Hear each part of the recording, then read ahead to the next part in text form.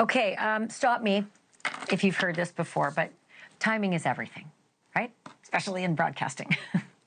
But in Karen Read's second murder trial, timing could literally mean the difference between freedom and a life behind bars. The big issue in that courtroom today was Google.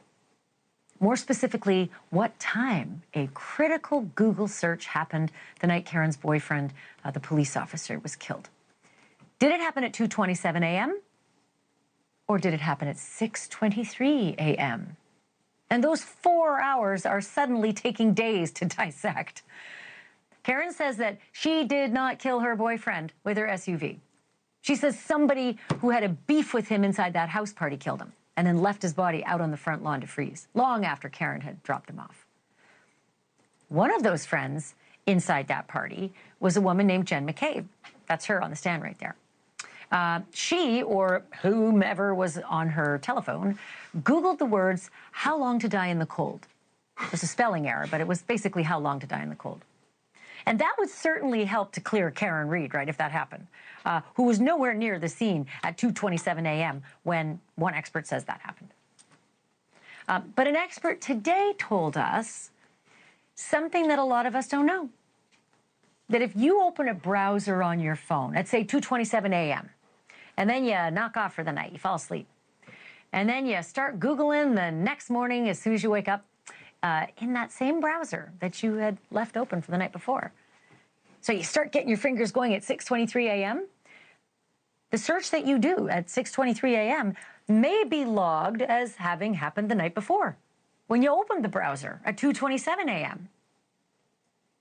That is not good for Karen Read, because that lady on the stand up there, Jen McCabe, she says Karen yelled at her to research dying in the cold that morning as they found his body, which would account for her saying how long to die in the cold, as opposed to, I'm skulking around at 2:27 a.m. killing a guy and wondering how long I can freeze him to death.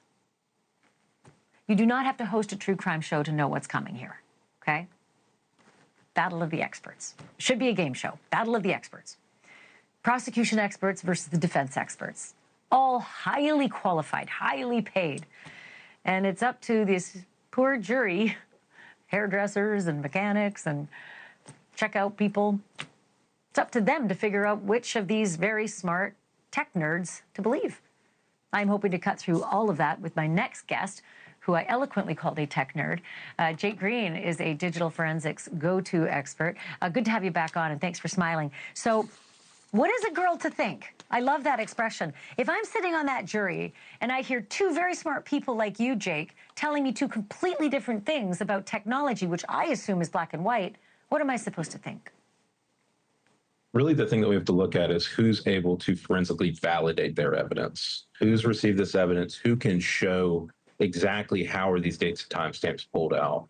At a recent Cellbrite conference, I actually got to hear Ian speak on a very similar topic. And one of the biggest slides that stuck out to me was one titled "Artifacts Change Constantly." And his slide went on to say that just because it was that way yesterday doesn't mean it's that way today. So we're constantly getting updates for our phones. We're constantly getting updates for our applications. If there's an update and something changes within the way this data is recorded and saved, we have to be able to forensically validate how and why our software is reporting this way. In his talks, he makes it crystal clear that this validation is extremely important. And I think it's things that we've talked about before with you. Digital forensics is not just pushing a button on a piece of software and letting it spit out a report. It's actually diving into the evidence, diving into the data, understanding what our software is actually showing us. And that's what Ian testified about today. Well, I suspect that the defense expert, who has not yet taken the stand, we haven't been into the defense's case yet. We've only just heard cross-examination of prosecution witnesses. But I suspect that, because we've been to the rodeo before, right? We've seen the trial a year ago. We know how this works. I suspect they're going to have a forensics expert who's going to say, no, absolutely not. When you make a Google search, it is logged exactly when you make it, not from when you open your browser the night before. And someone like me who knows squat about digital forensics, I would think that there'd be a clear answer. But are you telling me there just isn't, that artifacts change constantly? So it can. So one of the key things that I saw in Ian's PowerPoint presentation is an indication that the software versions that he used to test his methodologies and identify when and how are these timestamps created was not the same version that was used. And I think that was the same thing that occurred at the first trial. Is there was an issue that the build version, I think it was different between the tested software and the software that was on the evidence. So if we can't match it perfectly to say that this version of iOS 14 or 15.1.2, whatever, if we can't forensically confirm that it matches exactly, there's always going to be a question mark as to, is it truly accurate how we're interpreting this data? Jake Green, the minute you start putting dots between numbers, my eyes glaze over, and I don't think I'm different than a lot of jurors. It's possible that all of this stuff will cancel out because it's just too hard.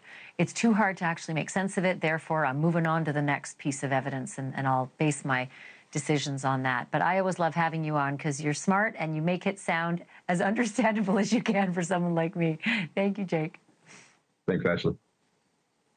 And I pity you for having to do this, facing me and my absolute, you should hear my husband. Oh my God.